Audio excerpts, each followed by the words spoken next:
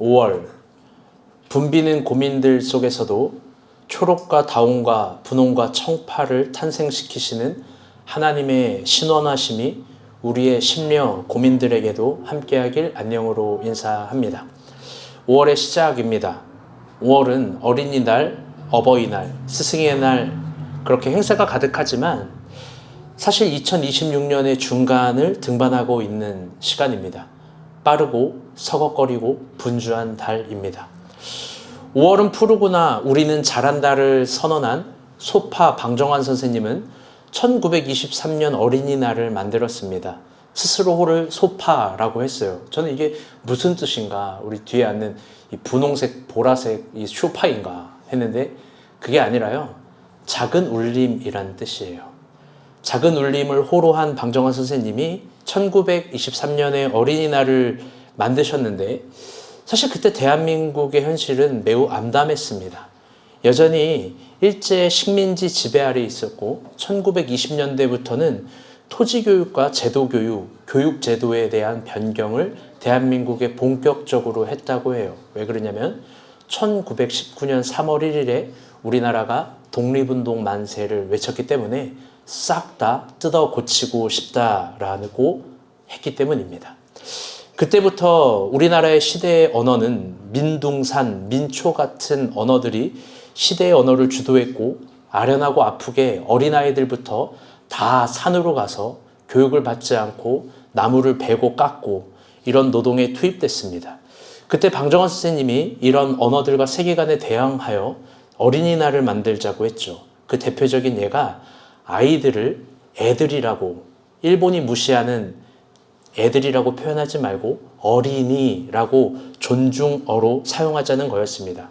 그리고 그런 대한민국의 아이들도 꿈을 가질 수 있도록 아동 잡지를 만들고 책을 쓰고 동화를 만들자. 그래서 어린이라는 잡지를 창간하기도 했습니다. 방정환 선생님이 죽기 전 마지막 강연 때 어린이들을 향해서 이런 말을 했습니다. PPT 넘겨주세요.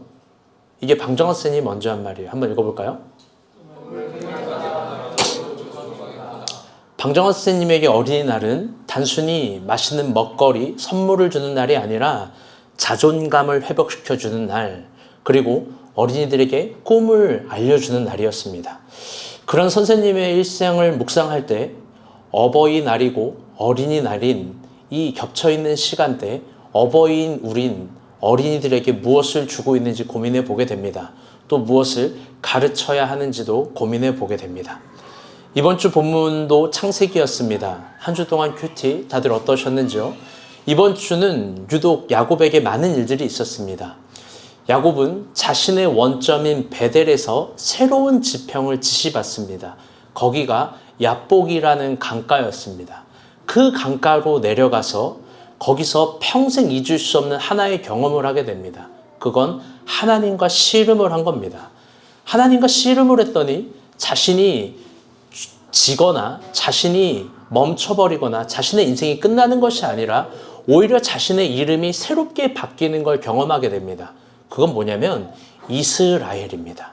그때 야곱으로는 이길 수 없었던 에서를, 야곱으로는 이길 수 없었던 라반을 이스라엘이 되고서는 에서와 라반을 모두 이기게 됩니다.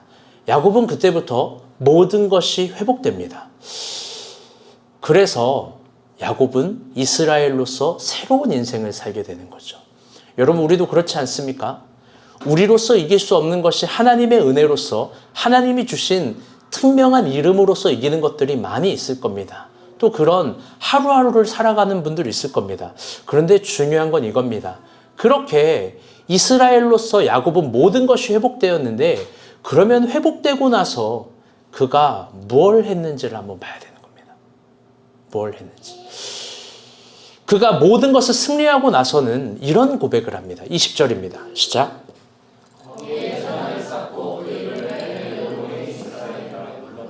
아멘.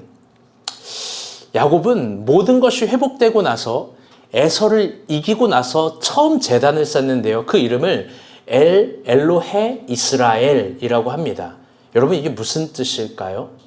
엘이라는 것은 히브리어로 하나님이라는 뜻이고요.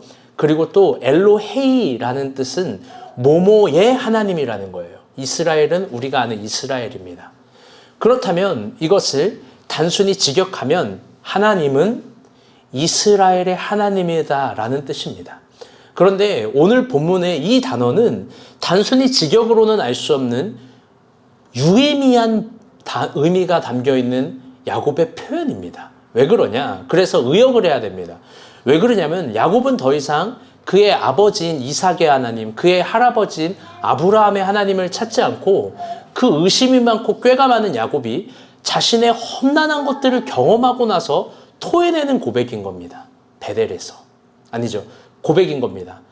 하나님, 그 이스라엘의 하나님, 나의 하나님은 참되시다. 그래서 엘로헤이 이스라엘은 내가 경험한 하나님은 참된 하나님이다라는 고백인 겁니다. 그리고 하나님이 이 고백을 하게 될 때 베델이 아닌, 중요한 거예요. 베델이 아닌 야복에서 이 제단을 쌓으라고 한 거예요. 더 이상 베델로 올 필요가 없다라는 거죠. 야곱은 자기의 인생에서 이제 하나님은 관념으로 존재하는 신이 아니라, 이름으로 존재하는 신이 아니라 유의미한 의미를 갖고 있는 참된 존재로서의 신이 된 겁니다. 야곱은 그렇게 자신의 모든 것들이 회복됩니다. 엘로이의 이스라엘을 부르며. 여러분, 그럼 물어봅시다. 아까 했던 질문입니다. 이렇게 회복된 야곱은 이스라엘으로서 어떻게 살았을까요? 새로운 사건이 발생합니다. 본문 1절, 2절입니다. 시작.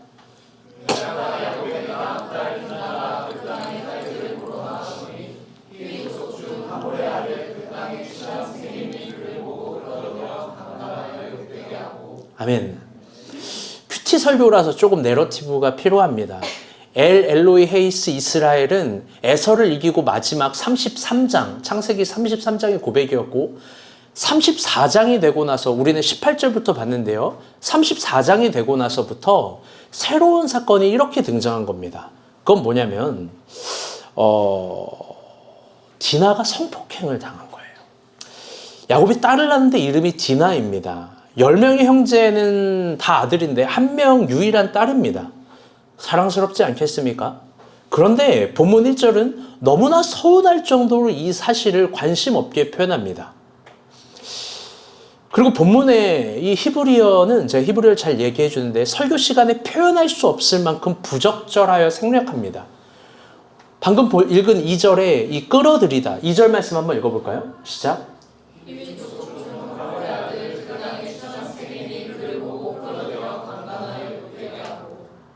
이 본문 끌어들이다라는 라카흐와 강간하여 욕하게 된다는 샤카부 아나라는 단어는 제가 히브리어를 설명을 못해요. 부적절해서. 그 정도로 매우 안 좋은 표현입니다.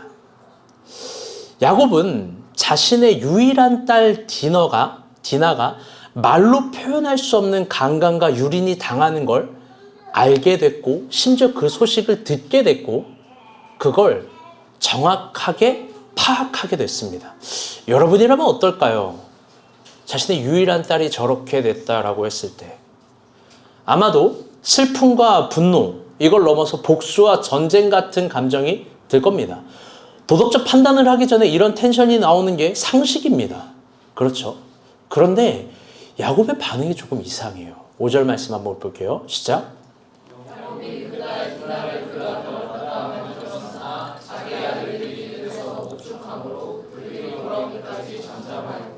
아멘.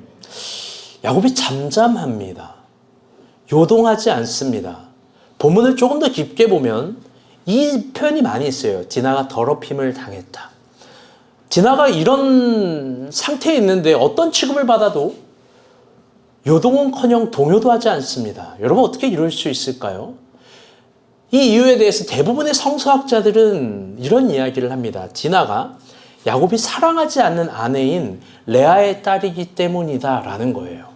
비참하지만 그게 이유의 전부라는 겁니다. 왜냐하면 야곱이 사랑했던 라헬의 아들 요셉이 없어졌을 때 야곱이 완전 반대로 행동했기 때문이에요. 그는 스스로 죽게 되었다라고 이야기하고 나는 더 이상 살고 싶은 소망이 없다라고 이야기하고 내 모든 머리털은 하얘져도 관계없다라고 이야기를 하고 누구도 말리지 못할 만큼 울고 분노하고 슬퍼하고 스스로 음식도 거두는 야곱이었습니다. 왜요? 요셉은 야곱이 너무나 사랑하는 라헬의 자녀였기 때문입니다. 비참하지만 그게 이유의 전부입니다. 야곱은 라헬을 정말 사랑했나 봅니다. 그런 야곱이 이 일을 어떻게 해결했을까요? 우리 8절에서 10절 말씀 봅시다. 시작.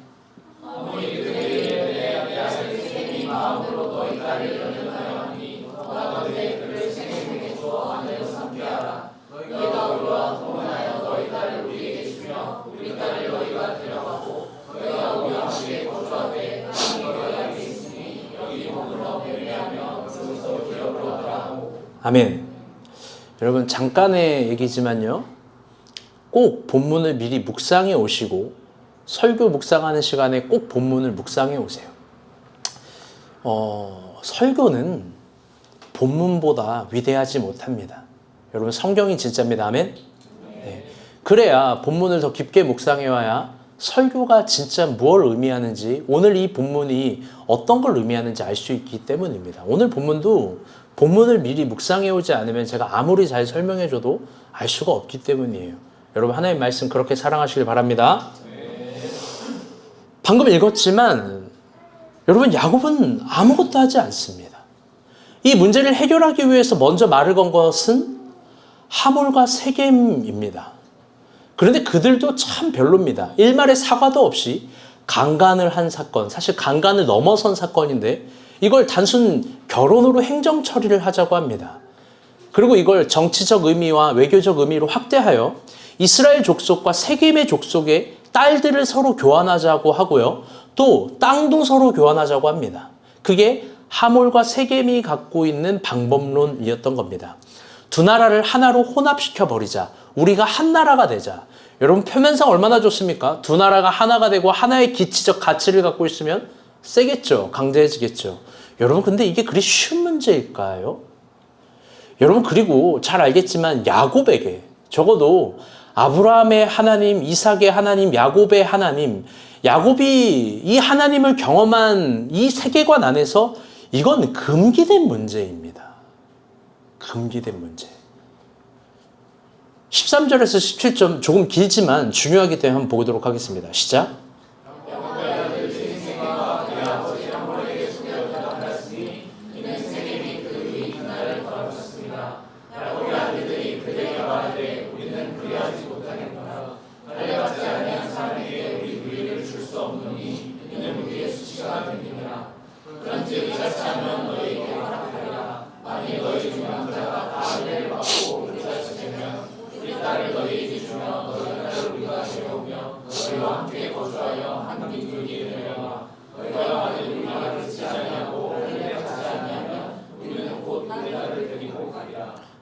아멘. 하몰과 세겜의 제안에 야곱은 여기서도 대답하지 않아요.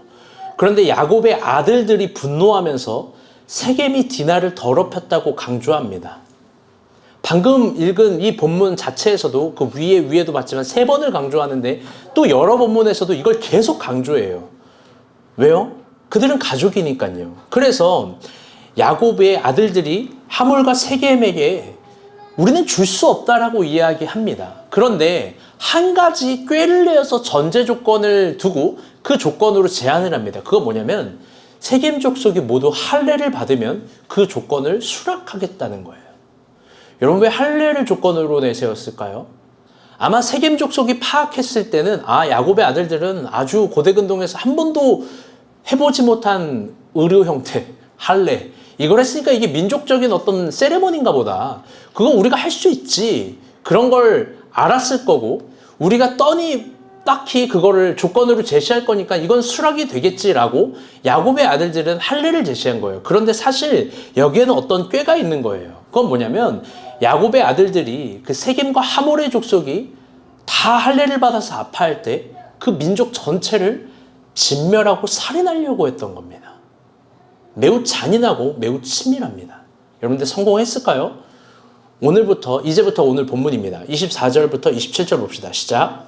성문으로 출입하는 모든 자가 하몰과 그의 아들 세겜의 말을 듣고 성문으로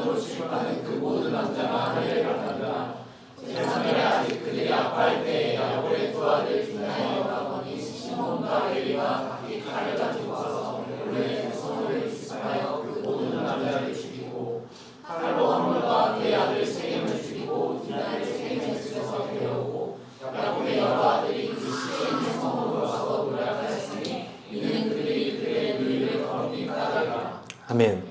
여기서도 처음 구절과 마지막 구절이 또 그들이 그의 누이를 더럽힌 까닭이다.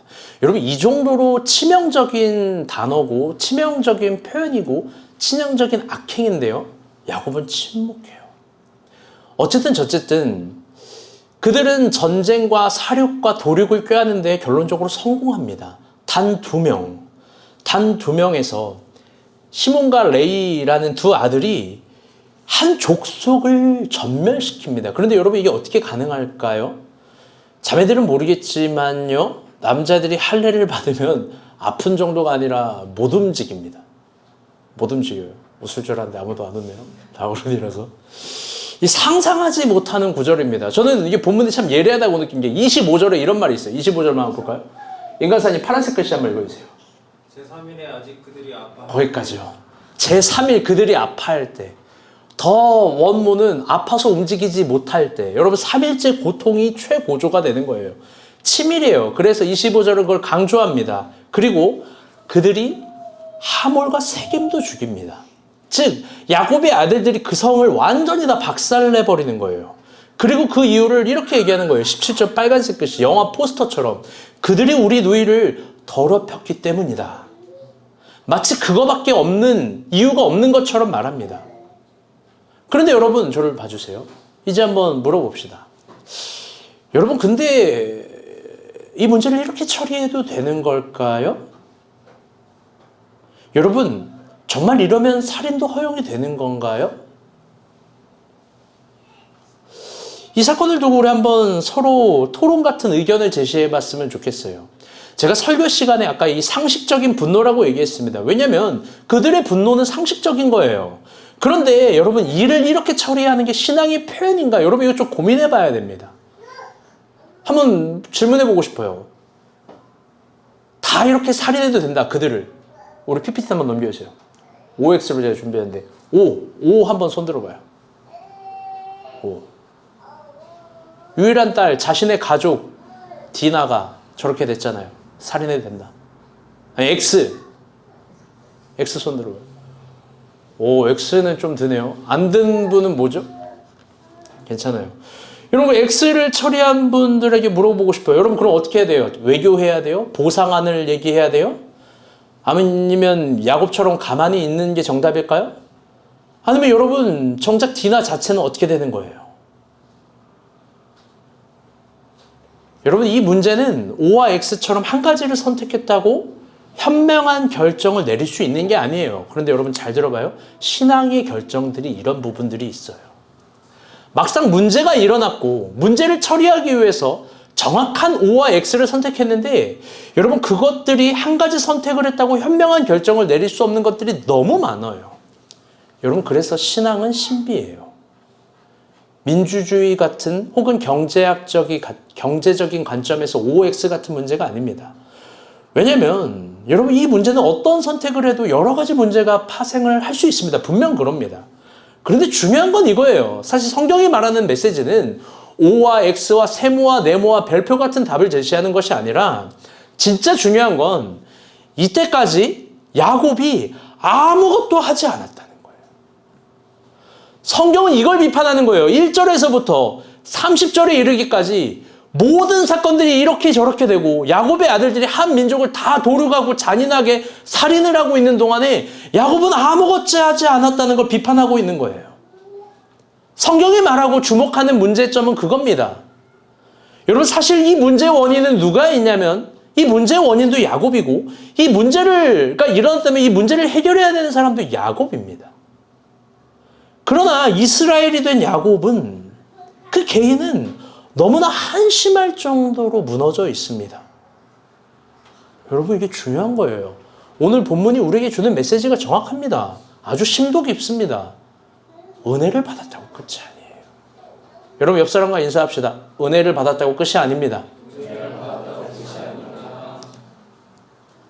여러분, 내가 뭔가 하나님 앞에서 은혜를 받고 결과를 내고 무언가를 성취하는 게 그게 뭐가 그리 중요해요. 그게 나한테 중요하겠죠. 여러분들 그걸 갖고 있어도 저렇게 되는데요. 그걸 가지고 있어도 저렇게 충분히 무너질 수 있는데요. 여러분, 야곱은 너무나 한심할 정도로 무너졌습니다. 그래서 시작된 문제입니다. 여러분, 그러면 이게 어디서부터, 야곱은 어떤 것에서부터 무너졌을까? 우리 이 문제를 다시 천천히 한번 봤으면 좋겠습니다. 아까 읽은 본문 1절, 2절입니다. 다시 한번 읽어볼게요. 시작.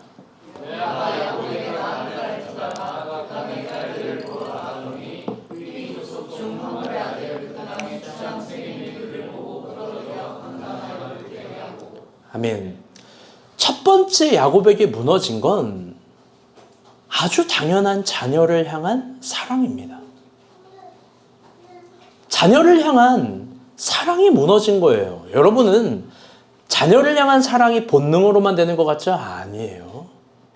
노력, 참음, 나를 꺾고 다듬음. 여러분, 그거 필요해요. 여러분, 남녀 간의 사랑도 본능으로만 할 수 있나요? 여러분, 할 수 없어요. 할 수 없다고요. 나를 깎고 다듬고 참아야 사랑할 수 있는 거예요. 여러분, 본문에서 이 사건의 원인은 원초적으로 뭐냐? 디나가 1절에서 보게 되면 그 땅의 딸들을 보러 나갔다. 1절에. 그 땅의 딸들을 보러 나간 거예요. 여러분, 디나가 왜 세겜 땅까지 그 땅의 딸들을 보러 나갔을까요? 호기심에 여행하려고? 아니면 그가 자유분방한 ENFP 같은 성격이라서? 여러분, 고대 근동에서 여자가 다른 지역을 혼자 이동한다는 건 굉장히 있을 수 없는 일입니다. 사실 본문에 그 땅의 딸들을 보러 갔다라는 건 되게 여러 의미가 있는데요. 중첩적 의미가. 결론적으로 이야기하면 여기서는 디나가 내가 결혼할 대상을 찾으러 가봤다는 거예요. 그 딸들을 보러 갔다는 것. 여러분, 생각해 봅시다. 디나는 왜 그 땅의 딸들을, 저 세겜과 하몰 족속의 딸들을 보러 갔을까요? 왜 거기서 자신의 결혼 상대를 찾으러 갔을까요? 여러분, 너무 단순한 거 아닙니까? 아마 디나는 자존감이 매우 낮았을 거예요. 왜요? 야곱이 자기를 사랑하지 않기 때문에요.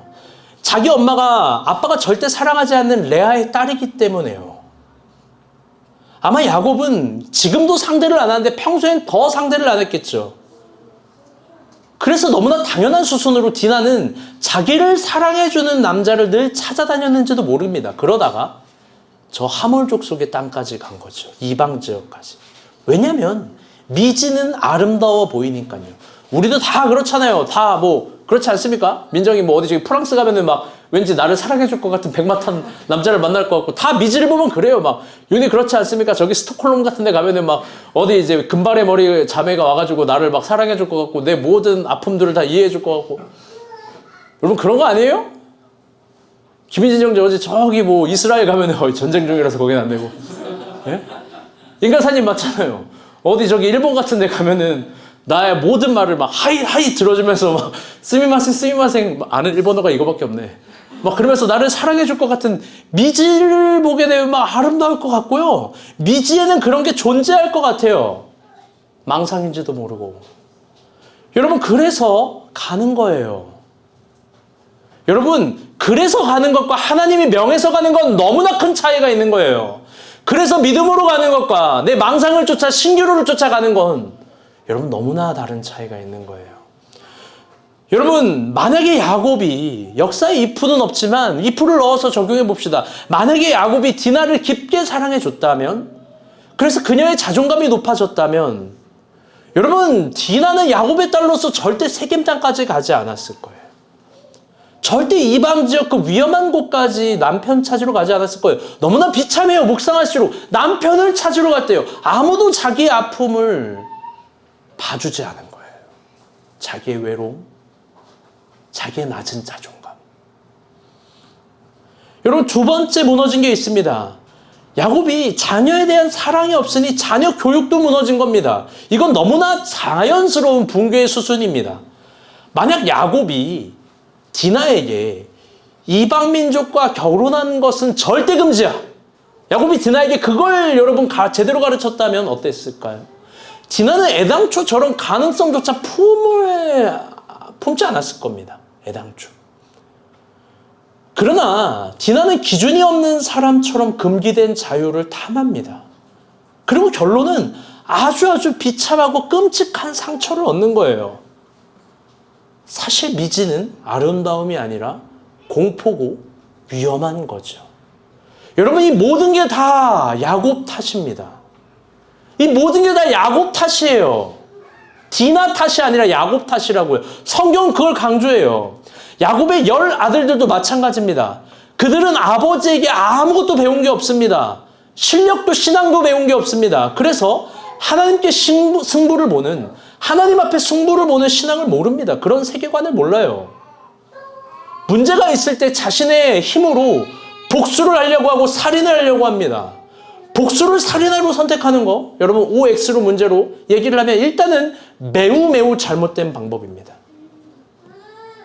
심지어 그들은 하나님 무서운 줄도 모르고 할례라는 이 거룩한 언약을 복수와 전쟁의 계략을 삼아서 실행합니다. 여러분, 무서운 거예요. 심지어 살인을 하되 해당자만 죽이는 것이 아니라 한 족속 전체를 전멸시키는 도륙을 합니다. 여러분들 거기서 끝이 아니에요. 27절에서 29절입니다. 한번 읽어볼게요. 시작.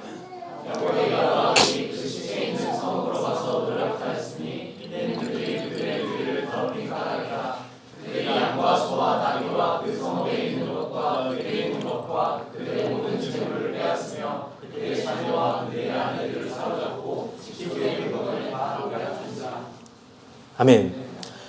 아까도 이야기했지만 야곱의 아들들은 살인하는 이유를 영화의 포스터의 한 문장처럼 그들이 우리 누이를 더럽혔다 이렇게 대의면봉 삼아 살인을 정당화하지만 여러분, 이건 포장된 욕망입니다. 왜냐하면 그 27절, 28절, 29절 본문이 길어서 다 얘기하지 않지만 그 뒤에 구절도요, 뭘 강조하냐? 그들은 살인을 넘어서 세겜족 속의 모든 걸 도둑질합니다. 이 짧은 세 절 속에서도 4번이나 그들이 노략질했다, 도둑질했다, 노략질했다, 도둑질했다, 노략질했다. 여러분, 이걸 강조합니다. 어쩌면 그들은 이 노략에 더 마음이 있었는지 모릅니다. 그리고 중요한 건 29절이에요. 29절 말씀은 다시 한번 볼게요. 시작. 그들의 모든 재물을 빼앗으며 그들의 자녀와 그들의 아내를 사로잡고, 거기까지. 그들의 자녀와 그들의 아내를 사로잡고라는 이 표현, 이게 히브리어로 동일하게 아까 디나가 당했던 샤카브 아나입니다. 야곱의 아들들도 그 족속의 아내들에게 짐승 같은 짓을 한 겁니다. 여러분, 즉 야곱의 아들들, 누구의 아들이 아니라 야곱이에요. 야곱. 하나님을 직접 대면한 야곱이라고. 그 야곱의 아들들이 거룩한 하나님의 자녀가 아니라 이제 도둑놈이요, 성범죄자요, 살인자입니다. 여러분, 이렇게 망가져요. 사실 망가진 이 상태에 대해서 이야기하고 싶지만 다른 부분을 얘기해 봅시다. 여러분, 이 원인이 어디에 있을까요? 자녀들이 도둑놈이 되고 성범죄가 되고 범죄자가 되고 살인자가 되는 거, 여러분, 이 모든 원인이 다 야곱 탓입니다. 야곱이 자녀들에게 제대로 신앙을 가르치지 않았기 때문입니다. 심지어 야곱의 아들들은 양심의 가책도 없습니다. 왜요? 자신의 잘못을 인정하지 않고 마지막엔 야곱에게 대들기까지 합니다. 결국 야곱이 무너져요. 31절 말씀 봅시다. 시작.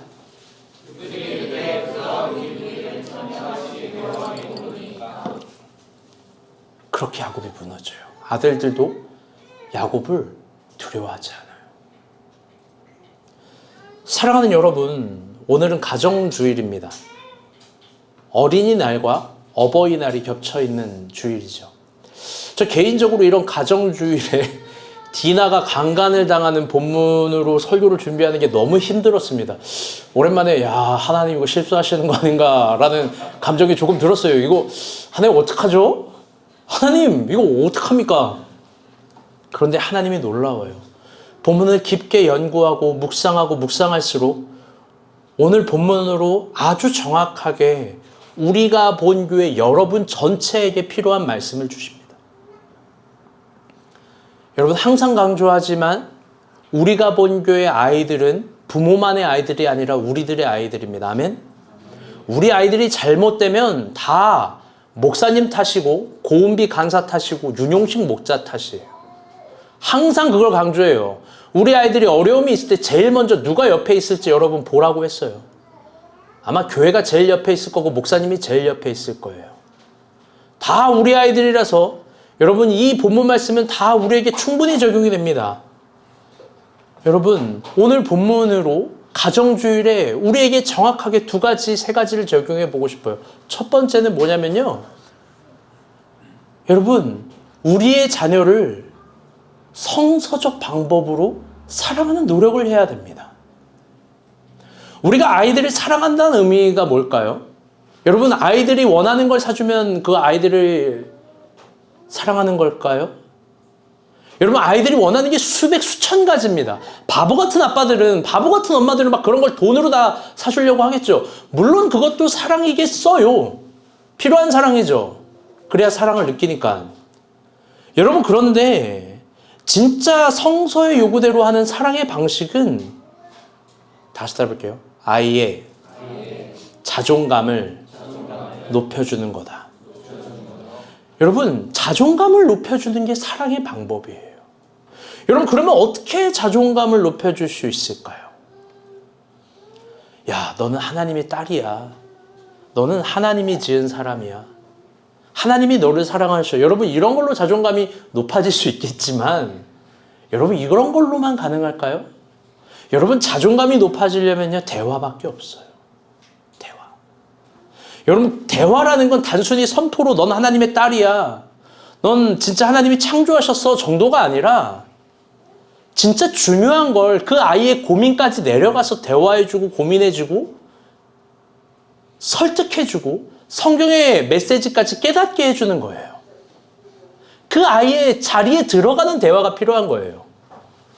성경에서 그걸 제시하는 방법론이 있어요. 항상 제시하고 유대교의 타나크, 케투빔, 성문서라고 이야기하는 모든 지혜서에서 항상 사용하는 방법론이 있어요. 그게 뭐냐면 다 같이 따라볼게요. 구비전승. 구비전승이에요. 여러분 구비전승이라는 게 이 입과 입의 언어로 들어간 이야기인데요. 이게 단순히 성경의 이야기를 잘 들어보세요. 전래동화처럼 옛날 옛적에 아브라함이라는 할아버지가 있는데 뭐 이런 이야기를 해주는 게 아니에요. 구비전승이라는 건 뭐냐면요. 부모가 만난 하나님의 신앙을 전승해 주는 거예요.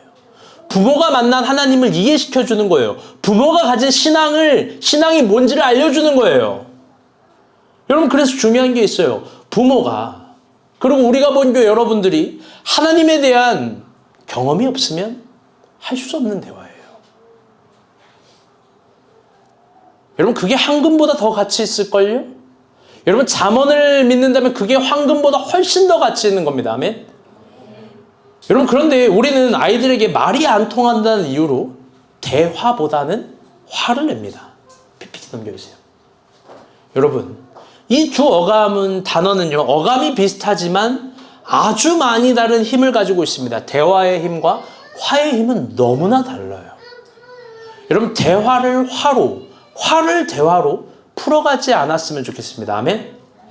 제가 어릴 때요 참 많이 강제적으로 불림 당했던 찬송가가 있어요. 전 부르기 싫었는데 찬송가 199장 나의 사랑하는 책이에요. 제가 가사말 읽어드릴게요. 부르진 못하겠어요. 나의 사랑하는 책 비록 헤어졌어. 저는 여기서 되게 시험이 들었었어요. 신앙이 없었을 때. 성경을 이제 안 본다는 의미인가? 그게 아니죠. 어머니의 성경이 지금 없다는 얘기예요. 어머니의 무릎 위에 앉아서 재미있게 듣던 말 그때 일을 내가 잊지 않고 기억합니다. 예수 세상 계실 때 많은 고난당하고 십자가에 달려 죽임당한 일, 어머니가 읽으며 눈물 많이 흘린 것 지금까지 내가 기억합니다. 그때 일은 지나고 나의 눈은 환하오 어머니의 말씀 기억하면서 나도 시시때때로 성경 말씀 읽으며 주의 뜻을 따라 살려 합니다. 귀하고 귀하다 우리 어머니가 들려주시던 재미있던 말 이 책 중에 있으니 이 성경 심히 사랑합니다. 아멘. 여러분, 너무 아름다운 가사말 아닙니까? 어머니가 죽었어요. 그래서 나의 사랑하는 책이 헤어졌어요. 여러분, 그런데 내가 어머니의 무릎 위에 앉아서 재미있게 들었던 말, 어머니가 예수를 이야기하며 눈물을 흘리신 그 감동, 그리고 또 어머니가 시시때때로 성경을 읽으며 해줬던 자신의 신앙의 이야기, 그걸 계속 기억하고 기억이 된다는 거예요. 나도 그래서 이 성경책을 심히 사랑하겠다라고 이야기를 하는 겁니다. 여러분, 너무나 아름다운 가사말 아닙니까? 여러분, 그리고 이 모든 것이 부모님을 신앙으로 두고 있는 사람이라면 구비전승으로 경험되어 있는 간증 아닙니까? 우리 대부분은요, 안 그런 분도 계시지만 부모님이 만난 하나님을 지금까지 듣고 자랐어요. 다 제가 알고 있어요. 그래서 오늘의 우리가 되었어요. 여러분, 깊게 생각하세요. 깊게 생각하세요. 오늘 우리가 된 이유는 우리 부모님과 우리가 신앙적인 대화의 결과물로 있는 거예요. 안 그런 분도 있지만요. 여러분, 그런데 나의 아이들과 신앙적으로 대화도 깊게 하지 않으면서 나의 아이들이 신앙으로 자라기를 바라는 건 여러분, 그건 또 다른 욕심이에요. 또 다른 욕심. 제가 언제나 강조하지만 어린아이들의 신앙교육은 교회에서 이루어지는 게 아니에요. 뭐 수련회에서 이루어지는 게 아니에요. 전 그런 거 별로 경험도 못했어요. 가정 예배에서 이루어지는 거예요. 여러분, 두 번째로 우리에게 회복될 게 있습니다. 추구해야 될 게 있습니다. 그건 뭐냐면 자녀들에게 신앙교육을 시켜야 됩니다. 여러분, 그럼 뭘 우리 자녀들에게 신앙교육을 시켜야 될까? 뭐냐면요, 첫째로는 절대로 내가, 여러분 잘 집중해주세요. 절대로 내가 하지 말아야 될 것들에 대해서 가르쳐야 되고, 여러분 난 지금 아이가 없는데 이런 눈으로 있지 마요. 너네도 곧 아이가 생깁니다. 할렐루야. 형주가 저렇게 씩 웃네. 곧 아이가 생기고 싶으신가 봐요. 윤용식이 아멘을 하는 의미는 뭘까요? 나도인가요? 너도 나도인가요? 박지원 표정이 거의 윤도현의 먼 산입니다. 여러분, 우리가 자녀들에게 그러면 신앙을 어떤 걸 교육시켜야 되냐면, 내가 절대로 하지 말아야 될 것들을 가르쳐야 되고, 두 번째로 내가 무조건 해야 하는 것들에 대해서 가르쳐야 됩니다. 그런데 이 양끝에 있는 경계선은 자녀들이 이해할 수 있는 사소한 신앙에서부터, 사소한 것에서부터 시작이 됩니다. 정말이에요. 제가 어릴 때요, 제 친구들, 동갑들, 형들, 주변 사람들에게는 맞은 기억이 없습니다. 그런데요, 엄마한테 늘 맞은 기억이 있어요. 엄마한테 대들 수가 없어요. 왜? 아빠가 있으니까요. 어머니에게 한 번 대들었어요. 아버지가 정중하게 물어보시더라고요. 그래, 일어나. 이제 네가 컸지? 몇 대를 맞을래? 제가 남자답게 얘기했어요. 한 대요. 그러니까 남자가 세 대 맞아야지. 그리고 한 대 맞고 학교를 한 이틀을 못 갔죠, 어머니? 한 대 맞고. 그리고 한 대 맞고 자빠졌는데 아버지가 아니야 안 끝났어. 그러더니 저를 일으켜 세워서 한 대를 더 때리려고 했는데 어머니가 예수 그리스도처럼 방에서 나오셨어요. 안 돼, 그러다 죽어. 진짜예요. 저 그때 맞았으면 죽었을지도 몰라요. 전 그때 알았어요. 아버지가 너무나 사랑하는 낚싯대가 있는데 그 낚싯대를 제 앞에서 부러뜨리시고, 그 물고기가 와도 안 부러졌는데 그걸 부러뜨리시고 엄마한테 대들었다는 이유 하나로 때린 거예요. 그 후로는 안 대들어요. 근데 요즘에 아빠가 없어서 좀 대들어요. 그런 어머니에겐 그 후로 좀 맞았는데, 저에게 매를 대는 이유는 딱 하나예요. 오늘 매를 준비했는데, 이거 인간사님이 뛰기도 걷기도 하면서 이걸 주워 오셨대요. 사람들이 다 이상하게 자기를 보더래요. 고생하셨어요. 교회를 위해서 희생하셨습니다. 리본은 누가 묶은 거예요? 역시 고은비 간사. 예수의 보혈 같은 리본. 여러분, 이 매를 댄 경우가 하나인데요. 그건 뭐냐면 예배와 신앙에 관해서예요. 저는 어머니에게 사랑을 많이 받았어요. 많이 대화를 했고요. 우리는 많이 자유 이야기를 했습니다. 그런데 제가 그래서 주일 예배까지 가기 싫다라는 아주 다양한 대화를 했어요. 왜 가야 되냐고, 디즈니랜드를 보고 싶다고. 그런데 그거만큼은 대화가 안 통해요. 제가 여기에서 대화를 하다 억지를 부리면 친절한 허연희 씨는 매번 매를 들어요. 여러분 생각해봐요. 엄마가 얼마나 쪼잔해요. 얼마나 소심해요. 예배 한 번 안 갈 수도 있잖아요. 나 같으면 그래, 오늘 예배 가지 말고 내가 치킨 사줄게. 그러면서 와 하면서 디즈니랜드 보고. 여러분 디즈니랜드 뭔지 모르겠지만 그때 당시에 나왔던 이게 있습니다. 그게 재밌었거든요. 그거 보면서 있을 것 같은데요. 우리 어머니가 그러지 않았어요. 예배 한 번 안 간다고 아들에게 회초리를 대요. 여러분 참 이해 안 되죠? 여러분 근데 진짜 이해 안 되는 게 있는데요. 그거는요. 그렇게 지독하게 가르치는 게 헌금이에요. 평소에는요. 저에게 선물도 안 사주고 과자도 안 사주고 100원짜리도 아끼거든요. 저희 엄마 찐이거든요. 사실. 그런데 헌금은 꼭 지폐를 해요. 그게 진짜 이해가 안 됐어요. 어릴 때 제 경제관으로. 그것도 그냥 드리는 것이 아니라 막 다리미로 다려드려요. 그리고 기회가 되면 무조건 신권으로 교환해서 드려요. 제가 어린이 부서를 어머니랑 같이 했어요. 그때 당시 어머니는 고은미 간사님, 저는 이제 학생. 제가 하민이, 하윤이 같은 아이였죠. 제가 헌금을 한 손으로 드리면요. 헌금을 드리는데 한 손으로 드렸다고 집에 와서 막 뒤지게 혼나요. 싸가지 없는 놈이라고. 한 번은 아니죠. 한동안은 머리를 썼어요. 어머니가 평소엔 돈을 안 주는데 헌금은 1,000원짜리를 주니까. 이거를 가다가 오락실을 갑니다. 그리고 900원을 교환해서 900원어치 오락실을 갔어요. 요즘에 게임 한 번 하는데 뭐 1,000원 정도 하는 것 같아요.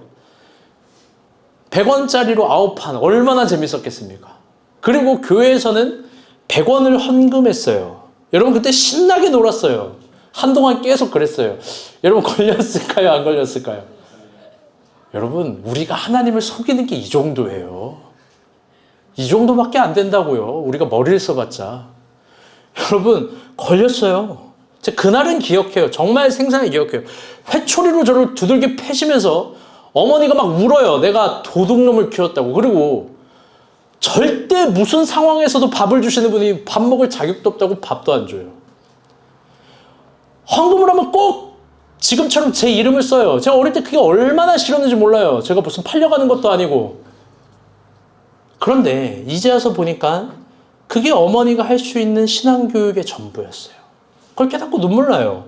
내가 아이에게 세상적인 걸 못 해주니까 하나님이 대신 키워달라는 거죠. 지금도 허연희 권사님은 하음이, 미소, 하윤이, 하민이, 하주채야, 빛나, 로건이, 로빈이, 시윤이, 가윤이 이름을 부르면서 헌금해요. 여러분 궁금하지 않아요? 오신 날부터 지금까지 헌금하는데 얼마 헌금하실 것 같아요? 여러분 이름 수만큼 해요. 여러분보다 훨씬 못 버시는 분이 더 해요. 왜? 똑같은 신앙이거든요. 아이들을 키워달라고. 아이들을. 결론적으로 저는 그렇게 한 주도 빠지지 못하고 예배를 강제적으로 갔고 어떨 때는 매를 맞으면서도 갔고 그런데 또 어떤 날엔 은혜라는 걸 받았어요. 그리고 결국 신학교를 갖고 목사가 되었어요. 그리고 오늘 우리가 이 자리에 있어요. 여러분 번역한지? 그래서 히즈볼도 있는 거고 크썸도 있는 거고 무부부동산도 있는 거고 여러분 여방열 형제는 부산에서 여기 있는 거고 의연이도 있는 거고 여러분 다 있는 거예요. 진짜예요. 다 허연희 권사님의 매질 신앙교육에서부터 시작됐어요. 여러분 그러니까 신앙교육 이거 우습게 보면 안 돼요. 절대로 그 우스운 차원 아니에요. 허연희 권사님에게 있어서 자녀 교육에 있어서 예배와 신앙은 내가 절대로 해야 할 것과 하지 말 것에 대한 경계선에 있어요. 그리고 그걸 넘으면 매를 드는 거예요. 여러분 시간이 어느 정도 지나고 저도 은혜라는 걸 받으니까 저도 이상해졌어요. 헌금을 할 때 똑같이 달인질을 하고, 전 더해요. 향유옥합 여인 생각하면서 헌금에 막 향수 뿌렸어요. 하나님께 너무 사랑해서 향수 뿌린 헌금 드리고 싶어서. 제가 이제 와서 헌금을 개수하다 보니까 이게 얼마나 허무맹랑한 짓이었는지 생각이 들어요. 너무 사랑해서 그랬어요. 여러 인상적인 기억 몇 개만 한번 나눠보려고 해요. 제가 공부를 더럽게 못했잖아요. 그런데 처음 전액장학금, 학교에서 1등을 하고 전액장학금을 받았어요.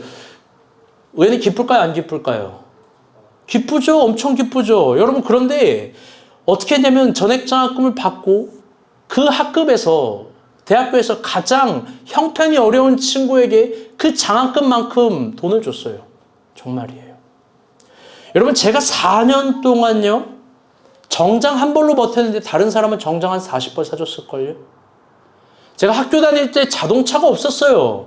여러분, 근데 제가 선교사님한테는 학생인데 한 2대 정도는 사드렸을걸요? 여러분, 제가 저 스스로도 억울하게 전도사를 18년 했는데, 여러분, 더 억울한 강정마을 사람들 생각하면서 18년을 그들을 섬겼거든요. 여러분, 그것뿐일까요? 저를 직간접적으로 아는 사람은요, 제가 어떤 범위에서 얼만큼을 어떻게 사용하는지 조금 알 거예요. 다 기억할 수도 없고 기억도 안 나요. 여러분, 근데 제가 이런 말을 왜 하냐면 다 어머니에게 배운 신앙이에요. 여러분, 그래서 지금도 여러분을 그렇게 섬겨요. 할 수 있다고, 될 수 있다고. 여러분이 원하는 건 뭐든지 해주고 싶은 마음이 있어요. 여러분, 공치사 한번 해봅니다. 여러분, 이런 목사가 어디 있어요? 여러분, 교회 생활 좀 해봤잖아요. 여러분, 이런 목사가 어디 있어요? 여러분, 지금 여러분도 그렇게 서로 신앙생활 하잖아요. 서로에게 응원이 되어주고 서로에게 의미 있는 사람이 되어주려고 하잖아요. 최근에 지원간사가 뭐 이것저것 막 싸요. 저기서 뭐 싸냐 그러니까 여기저기 보내줄 거래요. 야, 그만 보내라. 나중에 너 보내는 사람으로 오해해. 지원간사님 그렇게 오해받아. 또 달라고 하면 어떡해. 주는 건 쉬어도 또 달라고 사람은 생각한다니까. 그러니까 지원간사가 이런 대답을 해요. 목사님 뭐 또 주면 되죠. 아니, 김이랑 같은 대답을 하기 시작했어요. 여러분, 다 그렇게 서로에게 지금 의미 있는 존재가 되어주고 싶고 신앙생활하고 싶은 거 아닙니까? 여러분, 왜 그렇게 신앙생활해요? 다 배운 만큼 그렇게 하는 거 아니에요? 여러분, 신앙교육은 배운 만큼 합니다. 여러분, 목자는 가본 만큼 양을 인도합니다. 여러분, 신앙교육 우습게 여기면 절대 안 됩니다. 사랑하는 여러분, 우리가 우리 아이들에게 무엇을 가르치겠습니까? 우리가 어른으로서 뭘 가르칠 거예요? 여러분, 결국 신앙이에요. 그러나 이 신앙을 가르친다는 건 언어적인 가르침이 아니에요. 내가 몸소 절대로 해야 할 것과 하지 말아야 할 것들에 대한 절대선을 보여야 하는 겁니다. 그리고 자신이 만난 하나님을 구비전승으로 대화하는 거예요. 깊게 한번 생각해 봅시다. 술을 마시는 부모가 어찌 술 마시는 친구랑 어울리지 말라고 이야기하겠습니까? 여러분, 세상적인 가치관과 똑같이 살아가는 부모가, 여러분 앞으로 부모 돼요. 어찌 하나님 나라의 가치관을 가르칠 수 있고 긍정하는 모습을 보일 수 있겠어요? 여러분, 우리가 본 교회 아이들 중에 식사 기도를 하지 않는 아이들이 덜어 있어요. 제가 좀 충격받았어요. 음식 나오니까 막 그냥 먹어요. 여러분, 왜 그럴까요? 아마 부모님이 아이들에게 식사 기도하는 모습 안 보였을 거예요. 전 100% 확신해요. 여러분, 저는 그런 거 봐요. 하나님도 그런 거 볼걸요? 여러분, 그러니까 식사 기도 우습게 보면 안 돼요. 아이들에게는요, 사소한 것에서부터 절대적 신앙교육은 시작되는 겁니다. 내가 무엇을 섬기는지, 무엇을 사랑하는지. 우리는 다 양 같아서 사춘기를 겪습니다. 질풍노도의 시기에는 다 소짓말짓해요. 여러분 다 알잖아요. 소짓말짓, 닭짓 하면서 살았잖아요. 여러분, 근데 사실 이런 거 귀여워요. 그런데 저는 오늘 설교를 준비하면서 예언자 같은 위기감이 있었어요. 그건 뭐냐? 여러분, 우리가 본 교회 아이들이 야곱의 10자녀가 될 수도 있는 거예요. 번역한즉 이건 귀여운 질풍노도를 넘어서 살인범, 강간범, 도둑놈, 사기꾼, 여러분 이게 여기에서 나올 수도 있다고요. 여러분 어떻게 막아야 됩니까? 여러분 그때 매질을 하면 늦어요. 여러분 그때 때리고 그때 막 아프게 얘기하면 더 튕겨나간다고요. 여러분 어떻게 막아야 되는 거예요? 그건 내가 먼저 스스로 절대 선 안에 있어야 되는 거예요. 그래서 자녀들도 절대선을 어길 때, 나도 안 어기는 걸 너도 어길 때, 그때 여러분 매를 들어야 돼요. 하나님을 섬기라고, 이방 땅 가면 매 맞는다고, 미지는 아름다운 게 아니라고. 여러분 우리가 여기에 절대선으로 자신감이 있고 온전해야 됩니다. 잘 들으세요. 어쩌면 아이들을 망치는 건 세상 문화, 세상 교육이 아니에요. 세상은 늘 그랬어요. 아이들을 망치는 건 세상이 아니라 나예요. 나. 사랑하는 여러분, 30절 말씀 한번 봅시다. 시작.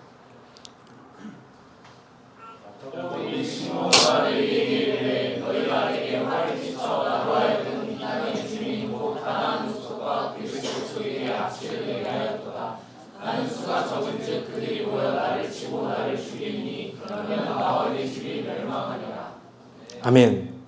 여러분, 이 30절 대답이 뭐냐면 마지막에 모든 사건이 다 이루어지고 나서 야곱이 대답을 한 거예요. 근데 너무 형편없어요. 너무 형편없어요. 라반과 에서를 이긴 야곱이 저 민족이 두려워해요. 야, 니네들은 아들들입니다. 그렇게 살인을 하면 저 사람들이 나를 죽이면 어떡해? 이런 말이 마지막 대답인 거예요. 고작. 엘로이 헤이스 이스라엘을 부른 야곱이 저들이 나를 죽일 것 같다라는 망상을 신봉합니다. 감히 하나님을 이긴 야곱이 저들이 나를 죽일 것 같다고 두려워합니다. 자기의 죽음을 두려워해요. 여러분, 야곱은 이미 망가져 있어요. 그래서 자녀들의 탈선에도 매를 못 들어요. 그런데 깊게 생각해 봅시다. 깊게. 이스라엘이 된 야곱은 여러분,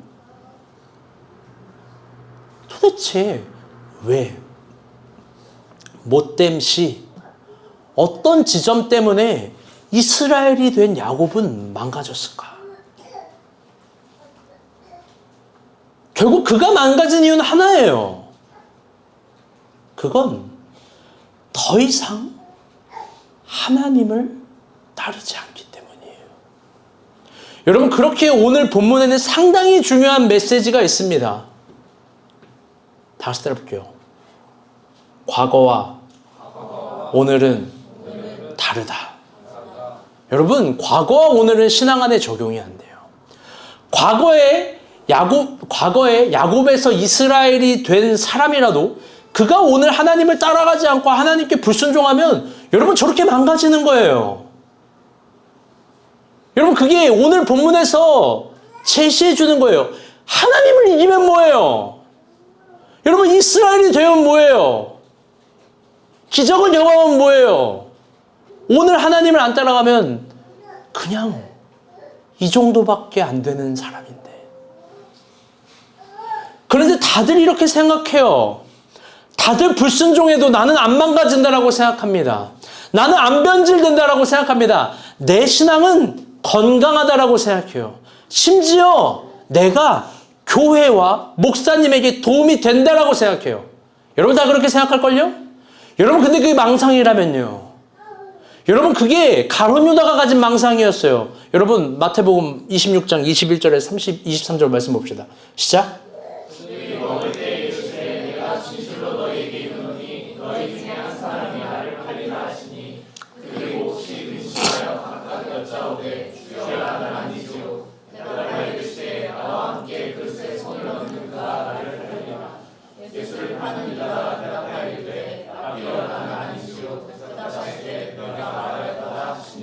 아멘. 여러분, 예수님은 제자들에게 너희 중에 한 명이 나를 팔 거라고 얘기해요. 여러분, 상식적인 반응은 누가 아니라 너희 중에 한 명이라면 그 누구를 찾는 게 아니라 여러분, 나를 의심해 봐야 되는 거 아니에요?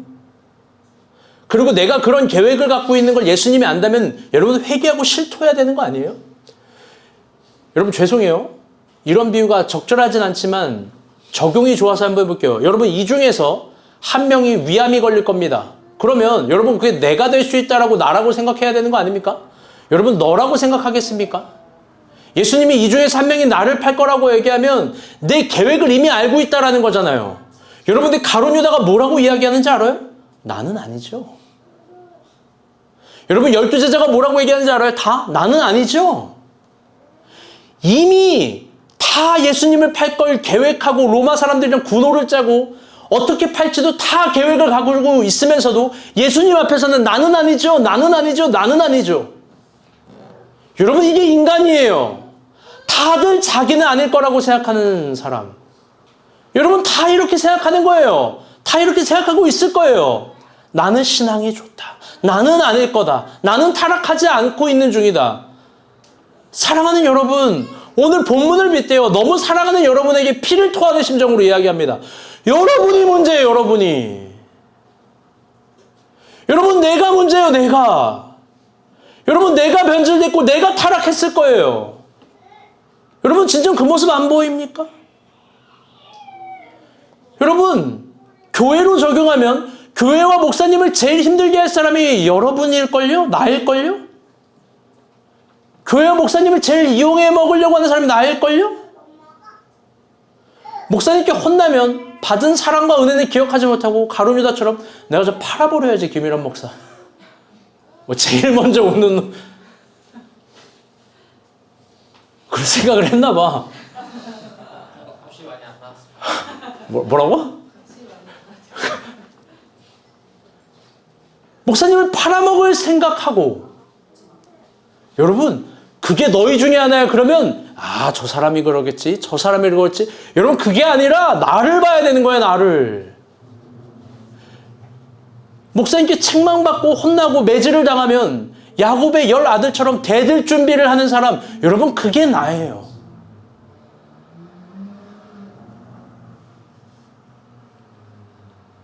야곱의 자녀인데 이방인의 것들을 탐하고 이방인의 것들을 도둑질하고 이방인의 모양을 부러워하고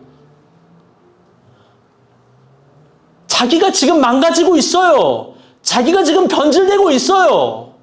왜 진짜 그걸 못 봅니까? 그런데 다 나는 아니라고 생각해요.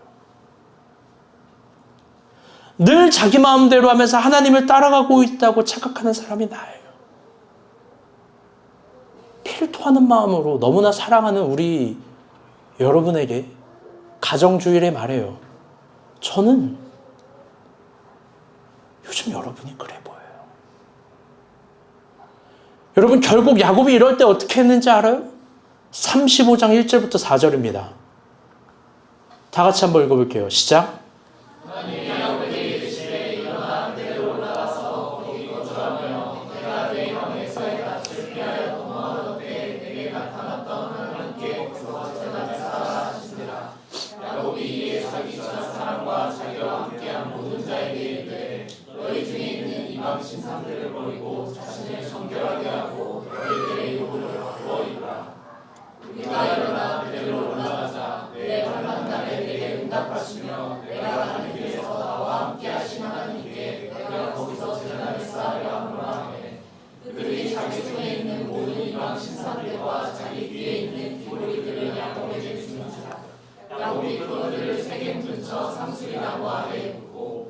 아멘.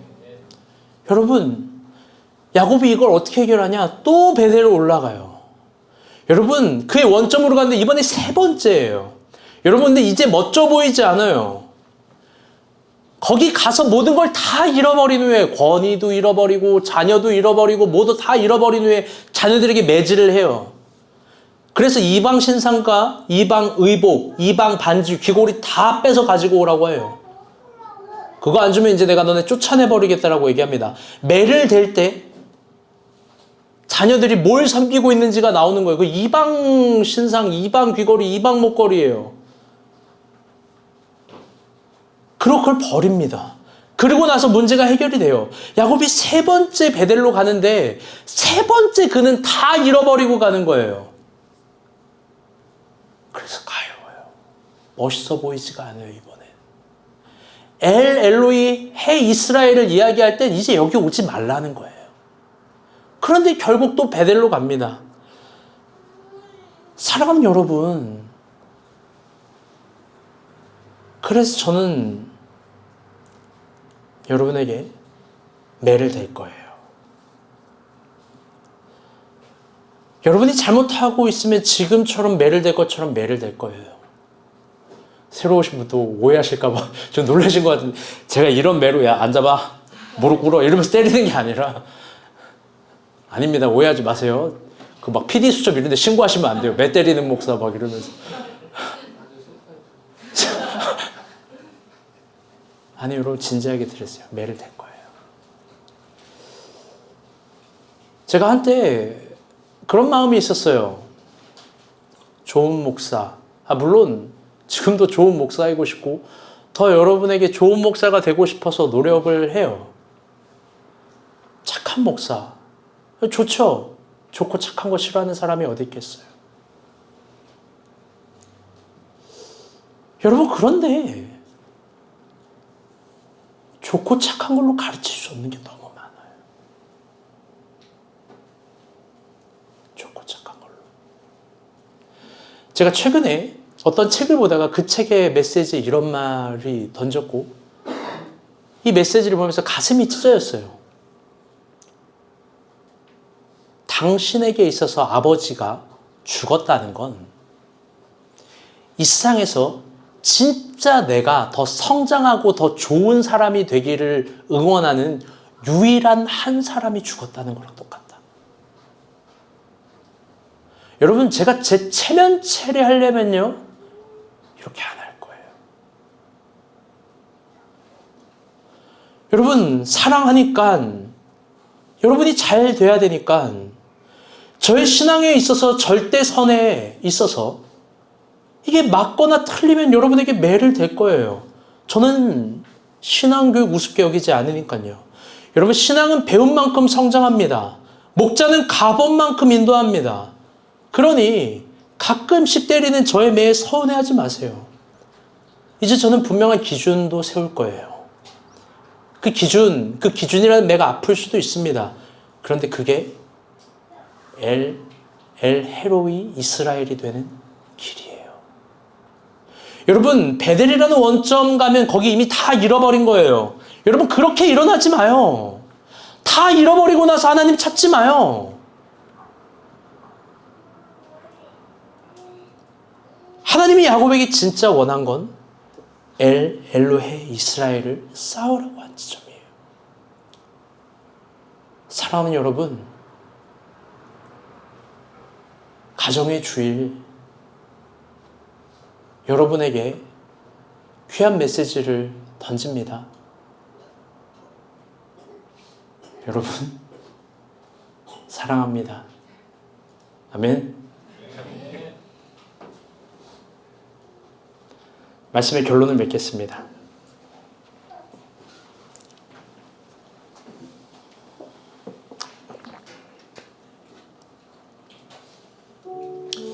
제가 이번 주에요, 우리 크썸님의 아버님을 만났어요. 같이 식사를 했어요. 보험 상담을 받으려고요. 대화를 하는데 인상이 깊어요. 뭐냐면 가정주일에 정말 저에게 울림을 주는 메시지였어요. 제가 이것만 생각하면 진짜 약간 울컥울컥해요. 뭐냐면, 잘 들어봐요. 가족에 대한 확신이 있어요. 우리 가정은 하나님께서 세우시고 우리 주영이는 하나님께서 쓰실 거고 내 인생도 그렇게 될 거고, 이 가정에 대한 사랑과 확신에 대한 아주 단단한 결탁의 끈이 있어요. 저에게 별 얘기를 다 하셔요.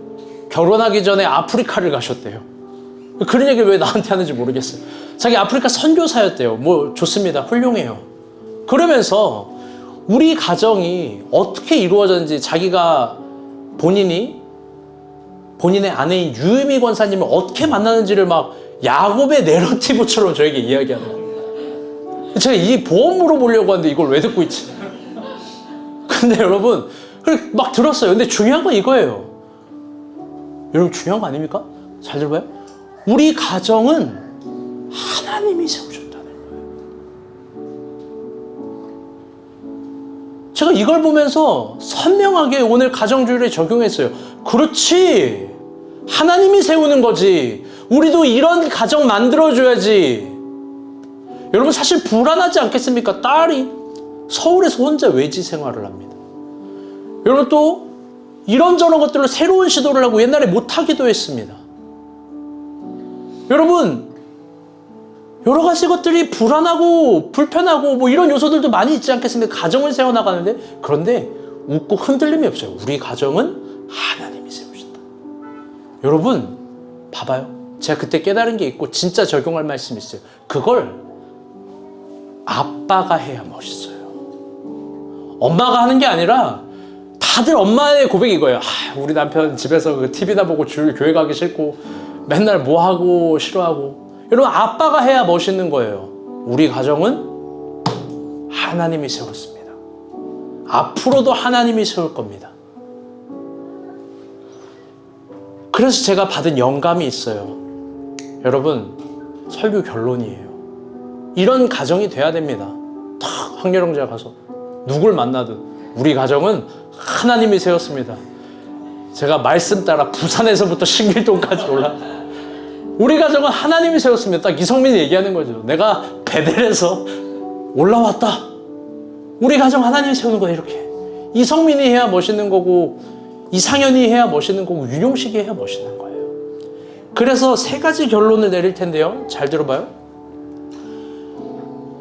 숙제를 드릴 거예요. 첫 번째, 모든 가정은 베델의 신앙을 고백을 담은 가훈을 만들어 오세요. 그 가훈은 내가 절대로 해야 할 것과 하지 말아야 될 것들에 대한 절대선이에요. 한 문장 두 문장이든 상관없어요.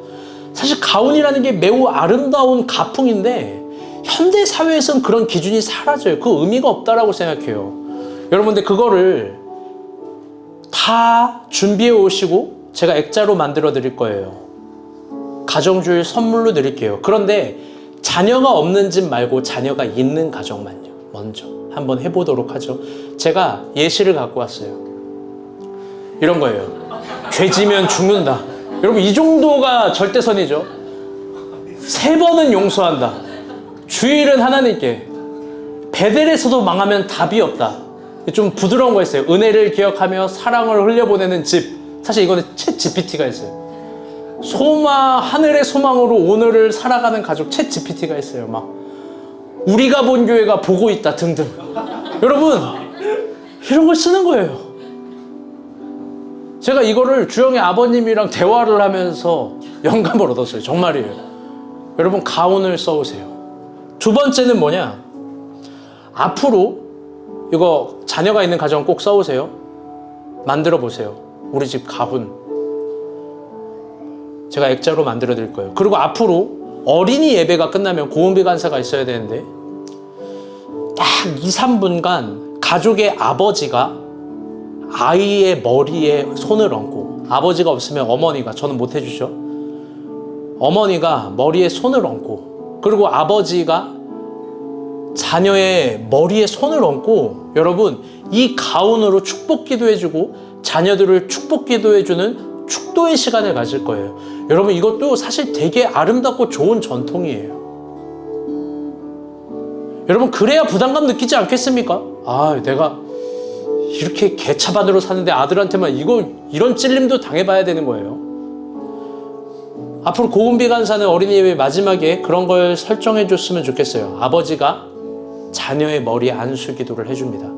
그리고 세 번째, 그런 가훈이 많이 벗어났을 때 부모님은 자녀에게 매를 댈 거예요. 그걸 제가 오늘 가정의 주일에 매를 선물해 왔어요. 매를 사용하는 방식은 내 기분과 양심과 기준에 말을 안 듣는다고 때리는 게 아니에요. 그렇게 맞을 사람은 나예요. 뭐냐면 가훈, 내가 절대로 하지 말아야 될 것과 무조건 해야 될 것 같은 그 신앙의 경계선을 잃어버렸을 때는 충분히 대화하는 거죠. 그래, 하민아, 오늘 맞아야 되겠지? 너 오늘 예배 때 너 그래요.